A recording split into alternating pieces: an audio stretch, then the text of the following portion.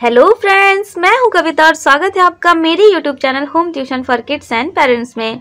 Friends, parts of speech की series में आज का टॉपिक है प्रीपोजिशन। प्रीपोजिशन काफ़ी इंटरेस्टिंग टॉपिक है और यहाँ पर मैंने और भी इंटरेस्टिंग वे में इसे समझाया है, तो वीडियो को पूरा देखिएगा ज़रूर। वीडियो शुरू करते हैं। प्रीपोजिशन क्या है? अ प्रीपोजिशन इज अ वर्ड और phrase placed before a noun or pronoun to show direction, time and place, location, relationship or to introduce an object। तो प्रपोजिशन का क्या मतलब है? जैसा कि प्रपोजिशन के नाम से ही स्पष्ट है, प्री यानी पहले, पोजीशन यानी रखे जाने वाली, जो नाउन और प्रोनाउन के पहले रखी जाती है और नाउन प्रोनाउन की पोजीशन बताती है। Direction, time, place, location, relationship, ये सारी चीजें बताती है, उन्हें हम प्रपोजिशन कहते हैं। For example, in, on, over, under, by, with, beside, ये क्या होते हैं? प्रपोजिशन होते हैं। वैसे हम नॉर्मली प्रपोजिशन को टू टाइप्स में ही समझ पाते हैं इजीली। एक प्लेस, जिसमें हम पोजीशन और डायरेक्शन ये चीज़ें पढ़ते हैं, और एक होता है टाइम। तो पहले हम प्लेस की समझ लेते हैं स्थिति। यहाँ पर एक बॉक्स और बॉल की मदद से ही मैंने ज़्यादातर प्रपोजिशन को समझाने की कोशिश की है, तो इसे बहुत ध्यान से समझना है आपको। जैसे एक बॉक्स है और बॉल उसके अंदर है। जब किसी चारों तरफ से घिरे हुए चीज के अंदर कोई होता है तो वहां पर प्रपोजिशन आएगी इन। जैसे इसे लिख के समझते हैं, the ball is in the box. तो बॉल कहाँ पर है? बॉक्स के अंदर है। तो यहाँ पर इन क्या हो गई? प्रपोजिशन। जब कोई वस्तु चारों तरफ से घिरे हुए सामान के अंदर हो तो इन आएगी। जैसे मैं कमरे के अंदर हूँ, I am in the room. जब बॉक्स के ऊपर रखी हुई है बॉल, तो इसे कैसे डिफाइन करेंगे? The ball is on the box. तो इसे कैसे लिखेंगे? The ball is on the box. Ball कहाँ पर है? बॉक्स के ऊपर रखी हुई है। जब कोई चीज किसी सरफेस के ऊपर रखी हो, जैसे the pencil is on the paper, जैसे the rubber is on the paper, या बुक या कॉपी, तो जब सरफेस पे कोई चीज हो तो उसे हम ऑन लिखते हैं प्रपोजिशन में। यहाँ पर ऑन प्रपोजिशन होगी। फिर जैसे नेक्स्ट है, इस बॉक्स के नीचे बॉल है, तो कैसे लिखेंगे हम? The ball is under the box. Ball कहाँ पर है? बॉक्स के नीचे है। जब कोई चीज जस्ट नीचे हो, जैसे पेंसिल के लिए हम कहेंगे पेंसिल पेपर के नीचे रखी हुई है, तो the pencil is under the paper. वैसे ही जब बिल्कुल नीचे हो, जैसे सरफेस पे अगर कोई सामान है तो ऑन, उसी तरह बिल्कुल सरफेस से टच है, नीचे रखा हुआ है, तो उसे हम अंडर कहेंगे। अब देखिए, जैसे नेक्स्ट है इनटू। इसमें भी बॉल बॉक्स के अंदर है, लेकिन कैसे है? अंदर वो जा रही है, पहले से नहीं है। अंदर वो धीरे धीरे जा रही है, उछल के अंदर जा रही है। तो इसे कैसे लिखेंगे हम? The ball is into the box. तो यहाँ पर बॉल जो है बॉक्स के अंदर जा रही है, पहले से नहीं है, तो the ball is into the box. जब गति के साथ कोई कार्य हो तो वहां पर इनटू लिखेंगे। इसी तरह से जैसे नेक्स्ट है, बॉल अब उछल के अंदर नहीं जा रही, सरफेस के ऊपर रखी हुई है, तो ऐसे जंप करके वो ऊपर आ गई, तो यहाँ पर ऑन टू हो जाएगा। जैसे यहाँ पर ऑन था, ऑन टू, यहाँ पर हमने इन लिखा था, जब जंप करके अंदर गई तो इन टू। इसी तरह यहाँ पर जब सरफेस पे रखी हुई है तो ऑन, और जब सरफेस पे जंप करके रखेगी तो वहाँ पर लिखेंगे ऑन टू। जैसे the ball is on to the box. फिर जैसे नेक्स्ट है, अब यहाँ पर देखिए बॉल जो है बॉक्स के नीचे है, लेकिन थोड़ी दूरी पर है, इतनी जगह उसके बीच में है। जब बिल्कुल सरफेस से चिपकी हुई हो तो वहाँ पर अंडर आता है, लेकिन जब सरफेस से दूर हो तो हम वहाँ अंडर की जगह पर बिलो लगा देते हैं। जैसे अगर हम लिखेंगे तो the ball is below the box, under की जगह क्या लिख देंगे? बिलो। यहाँ पर लिखने की स्पेस नहीं थी, इसलिए मैंने यहाँ पर लिख दिया। आई होप आपको समझ में आ गया हो, वरना मैं पूरा सेंटेंस लिख देती हूँ। The ball is below the box. फिर देखिए नेक्स्ट है, ये बॉल जो है बॉक्स से बिल्कुल चिपकी हुई रखी हुई है, तो यहाँ पर कौन सी प्रपोजिशन लिखेंगे हम? बिसाइड, बिल्कुल बगल से लगी हुई है, बिसाइड बगल में है, तो लिखेंगे the ball is beside the box. तो बॉल कहाँ पर है? बॉक्स के बगल में है। अब जैसे ये बॉक्स है और ये बॉक्स है, इन दोनों के बीच में एक बॉल रखी हुई है, तो जब दो चीज़ के बीच में कोई वस्तु रखी हो वहाँ पर कौन सी प्रपोजिशन लिखते हैं? बिटवीन। तो इस सेंटेंस को कैसे लिखेंगे? The ball is between two boxes. तो यहाँ पर प्रपोजिशन आएगी बिटवीन।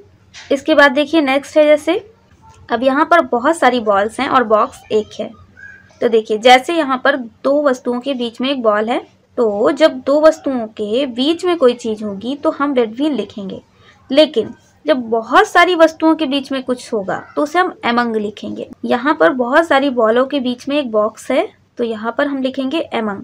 तो यहाँ पर लिखेंगे कैसे sentence? The box is among the balls. तो यहाँ पर एमंग हमारा प्रपोजिशन हो जाएगा। फिर देखिए जैसे नेक्स्ट है, एक बॉक्स से एक बॉल दूर जा रही है, दूर जा रही है, पहले से दूर नहीं है, दूर जा रही है, तो यहाँ पर सेंटेंस बनेगा the ball is away from the box. यहाँ पर अवे फ्रॉम लगेगा, लेकिन अगर कोई बॉल पहले से ही दूर रखी हुई है, पहले से ही दूर है, कोई भी वस्तु पहले से दूर है, जैसे कोई व्यक्ति लंदन जाएगा, इंडिया से लंदन जाएगा, तो वो जा रहा है या गया, पहले से हमेशा से नहीं है दूर, इंडियन कोई अगर है तो वहाँ पर अवे फ्रॉम लगेगा। लेकिन अगर हमेशा से ही दूर है, मतलब हमेशा से लंदन दूर है, तो वहाँ पर कौन सी प्रपोजिशन लगाएंगे? Far from.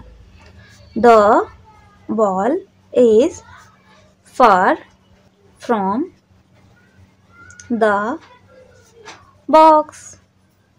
जैसे ये बॉल पहले से ही दूर है, तो इसे हम कहेंगे फर फ्रॉम द बॉक्स, और जैसे बॉल जा रही है दूर तो हम कहेंगे अवे फ्रॉम द बॉक्स। अब जैसे नेक्स्ट है, अभी हमने पढ़ा था बॉक्स के नीचे कोई बॉल हो लेकिन दूरी पर हो, बिल्कुल सरफेस से टच ना हो, तो वहाँ पर हम बिलो लगाते हैं।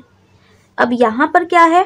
बॉल बॉक्स के ऊपर है लेकिन सरफेस में नहीं रखी, जैसे यहाँ पर सरफेस पे रखी थी वैसे यहाँ पर सरफेस पे नहीं रखी, ऊपर है, दूर है, उनके बीच में काफ़ी सारी जगह है, तो यहाँ पर प्रपोजिशन कौन सी इस्तेमाल करेंगे? अबव।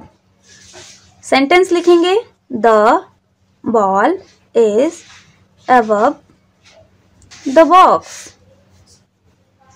फिर देखिए नेक्स्ट है, जैसे यहाँ पर बॉक्स ऊपर से जा रही है, इस तरह से उस तरफ गिर गई, जैसे एरोप्लेन हमारे ऊपर से निकल के ऐसे गिर जाता है, तो यहाँ पर जो बॉल है वो ओवर कर गई, उसे कवर कर गई, कवर करके निकल गई, तो इसे हम लिखेंगे the ball is over the box.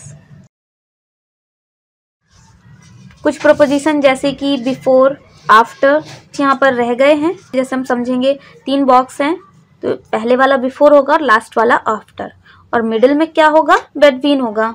एक प्रपोजिशन होता है बिहाइंड, जैसे इस बॉक्स के पीछे अगर बॉल है तो बिहाइंड है, और सामने है तो इन फ्रंट ऑफ, जैसे हम यहाँ पर लिखें the ball is behind the box.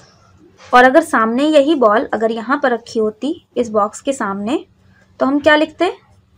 The ball is in front of the box. तो एक प्रपोजिशन बिहाइंड जब हम चीज़ों को पीछे रखते हैं या कोई वस्तु पीछे हो, और जब कोई वस्तु आगे हो तो in front of. I think यहाँ पर काफ़ी सारी प्रपोजिशन कवर हो गई हैं। प्लेस वाली यानी पोजीशन वाली, जिसमें पोजीशन और डायरेक्शन बताए कि कहाँ रखी है, आगे पीछे, या डायरेक्शन ऊपर है नीचे है इधर है उधर है, तो ये प्लेस वाली हो गई प्रपोजिशन। अब हम पढ़ेंगे प्रपोजिशन ऑफ टाइम। तो यहाँ पर कुछ प्रपोजिशन है जैसे इन। अब देखिए प्लेस में भी हमने इन पढ़ा था, तो वो इन प्लेस में प्रयोग होता है कि इस जगह पर। अब यहाँ पर इन का प्रयोग टाइम के रूप में किया गया है, जैसे कोई महीना हो, जनवरी, फरवरी, मार्च, अप्रैल, मई, जून। तो इन किसी भी महीने में, अ ईयर किसी साल में, इन 2005, 2006, in the morning, in the afternoon, in the evening. In the night नहीं होता, नाइट के साथ एट लगाते हैं।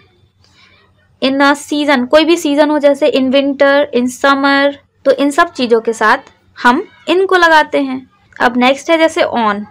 ऑन कब लगाते हैं? जब दिन का नाम हो, किसी भी दिन का नाम, संडे, मंडे, ट्यूसडे, वेडनेसडे, तो हम वहाँ पर ऑन लगाएंगे, इन नहीं लगाएंगे। जैसे on Monday, on Tuesday, on Wednesday. या फिर कोई डेट हो जैसे ऑन 25 जुलाई, या फिर कोई भी डेट हो तो ऑन लगेगा डेट के साथ। फिर नेक्स्ट है जैसे एट। एट कहाँ पर यूज़ होता है? अ टाइम, जब कोई टाइम हो। भी देखिए सारी चीज़ें अलग हैं, महीना, ईयर, दिन रात में, समय या सीजन। जब कोई डे का नेम हो तो ऑन, डेट हो, तारीख हो, स्पेशली तारीख बताई जाए तो भी ऑन। लेकिन जब टाइम बताया जाए कि 10 बजे, एट 10 o'clock, नाइट के साथ लगता है एट नाइट। वीकेंड पे लगता है एट वीकेंड। जैसे हमने यहाँ पर दिनों के नाम गिने, संडे, मंडे, ट्यूसडे, वेडनेसडे सारे, लेकिन अगर हमने कहा हम वीकेंड पे चलेंगे तो वीकेंड के साथ क्या लगेगा? एट। फिर देखिए जैसे नेक्स्ट है सिंस। सिंस कहाँ पर यूज होगा? From a certain point of time. एक जो सर्टेन टाइम होगा, बिल्कुल फिक्स करके टाइम बताया जाएगा, पॉइंटेड करके बताया जाएगा, तो वहां पर सिंस लगेगा। जैसे सिंस 1980, एक फिक्स्ड टाइम बताया जा रहा है, एक फिक्स समय याद दिलाया जा रहा है कि 1980 के समय। फिर नेक्स्ट है जैसे फॉर। अब इसे कैसे यूज करते हैं? Over a certain period of time. एक सर्टेन टाइम को, पूरे पीरियड के टाइम को एक साथ लिख दिया गया, स्पेसिफिक टाइम नहीं बताया गया। जैसे फॉर 2 years, 2 साल में कितने दिन हुए हैं, या वो 2 साल 1980 का है या 2020 का है, तो ये नहीं बताया गया। हमें सिर्फ एक ओवरव्यू ऐसे दे दिया गया है, over a certain period of time, 2 साल के लिए, फॉर 2 years। फिर नेक्स्ट है एगो। तो एगो के लिए कैसे यूज करते हैं एगो को? A certain time in the past. Certain time तो बताएंगे लेकिन पास्ट के बारे में। जैसे यहाँ ऊपर बताया गया था period of time for 2 years, और यहाँ पर भी सेम चीज है, लेकिन यहाँ पर ये बताया जाएगा पिछले 2 साल, 2 years एगो, 2 साल पहले। तो पास्ट के बारे में, पास्ट के समय के बारे में बात करेंगे तो एगो लगाएंगे। फिर देखिए नेक्स्ट है बिफोर। बिफोर क्या है? Earlier than a certain point of time. एक सर्टेन पॉइंट ऑफ टाइम को पहले की बात की जाए, जैसे बिफोर 2004, 2004 के पहले, तो वहां पर बिफोर आता है। जब पास्ट टाइम की बात की जाए तो एगो आता है। लेकिन एक सर्टेन पॉइंट ऑफ टाइम के पहले की बात की जाए तो वहां पर बिफोर आता है। फिर देखिए नेक्स्ट है टू। प्रोपोजिशन टू काफी जगह प्रयोग में आता है। अभी यहाँ पर मैं इंपॉर्टेंट यूज में आपको बता रही हूँ टाइम के विषय में। टेलिंग द टाइम, जब हम समय बताते हैं, करेक्ट टाइम बताते हैं, जैसे 10 to 6, यानी 6 बजने में 10 मिनट कम है, 5:50। अब जैसे नेक्स्ट है पास्ट। तो पास्ट कब लगाते हैं? जब बाद का टाइम बनाना हो, जैसे कि टेलिंग द टाइम 10 past 6, 6 बजकर 10 मिनट है, तो यहाँ पर पास्ट लगेगा। अब जैसे नेक्स्ट है टू, टिल, अंटिल, इनको बताया है, सेम ही होते हैं, थोड़ा थोड़ा डिफरेंस होता है। तो इसे समझते हैं marking the beginning and end of a period of time.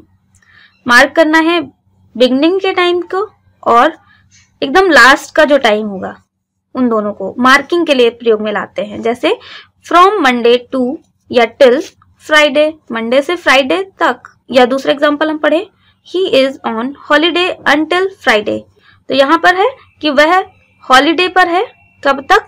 Friday तक। अंटिल लास्ट वाला समय बता देगा, मंडे से लेके, मतलब स्टार्टिंग का, बिगनिंग का और लास्ट का टाइम का पीरियड पूरा बताते हैं, तो वहां पर टू और टिल लगाते हैं। तो फ्रेंड्स, कैसा लगा आपको मेरा वीडियो? आई होप आपको इस वीडियो से प्रोपोजिशन पक्का क्लियर हो गई होगी। यहाँ पर मैंने काफ़ी सारे प्रोपोजिशन लिए हैं, लेकिन इसके अलावा भी और भी ज़्यादा होते हैं। ये बेसिक प्रोपोजिशन होती है, अगर ये हमें आ गई तो आगे की हमें आ ही जाती है। तो अगर आपको वीडियो पसंद आया हो तो वीडियो को लाइक करें। इससे भी ज़्यादा डीप वे में अगर आपको प्रपोजिशन का वीडियो चाहिए तो मुझे कमेंट बॉक्स में लिख कर बताइए, और इससे रिलेटेड कोई क्यूरी है तो आप उसे भी कमेंट में लिख कर बताइए। तो जल्दी मिलते हैं नेक्स्ट वीडियो में, तब तक के लिए बाय बाय, थैंक यू।